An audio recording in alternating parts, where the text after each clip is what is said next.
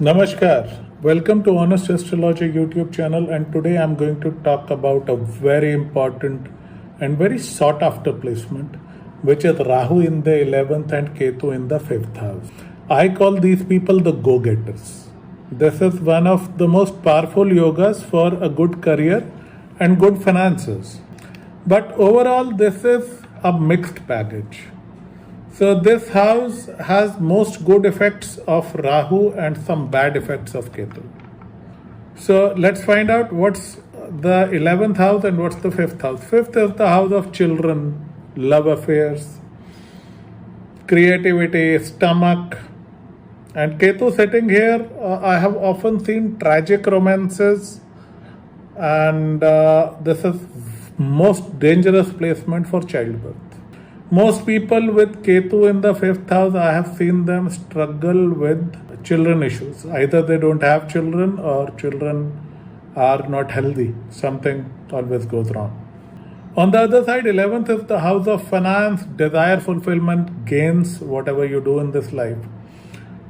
Rahu sitting here boosts the non-living signification of this house. So financially, such people do very well. They are often self-made. And whatever they want, they'll go after it. So Rahu is passion, and the planet of passion in the house of desire, it's a good combination. So these people start from humble backgrounds, but with time they progressively realize their ambition. Often I have seen that they start working early in life, and usually by the end of their careers they are fairly successful and end up as rich, well-to-do people. And another thing, 11th is an Upchaya house. So with time, the power of Rahu keeps increasing. So their social and financial status would keep growing. The good part is that Rahu sitting here, he will bring most of the desires of the individual to fructification. With time, their career, ambition and status that grow. These guys are the proverbial go-getters. If they want something, they'll go after it.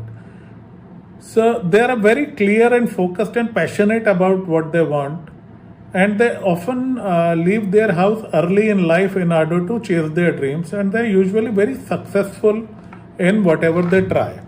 They usually get what they want. They usually get the job they want, they get the promotion they desire, and they usually manage to get the guy and girl they fancy. Okay. But in love departments, things are not always very lucky. We'll discuss later. So these people are usually born in humble circumstances, but with time they realize somewhere around their teens or early youth that they'll have to fight their way out of it. And then they hustle their way through life. And against all odds, they will tenaciously build a good career and particularly good finances. And second half of their life is much more comfortable than the first half. Another thing which I have seen is that unless they have a strong sun or a Venus, these guys can be penny pinchers. They want to save every penny. So they would try to get the maximum bang for their buck. Wasting money or putting money in a risky investment is not their thing. So they would keep their money on a very tight leash. Continuous accumulation and ambition and go-getting attitude makes them great at money and business. But the problem is on the personal front. One, childbirth is an issue. Second, I have almost always seen a tragic pattern where they get into the love marriage, but then the marriage suffers.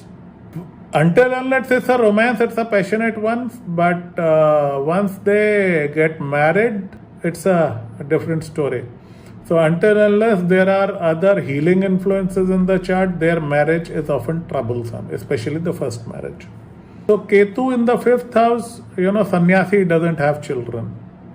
So Ketu doesn't want children. Ketu, most of the times these people do not have children. Even if they get children, that is through IVR or some such thing. And it might happen just because of the spouse's chart. These people, they don't make great parents. They feel a little disconnected from children. And they are so busy chasing their dreams that their children are often ignored by them. And there is very little bonding with the children, especially the first child. So such people by and large are not very fond of children. The messy diapers and high school fee is not their idea of fun. They would rather have their own money and fulfill their own desires. In a way, nature listens to them and they don't usually have children.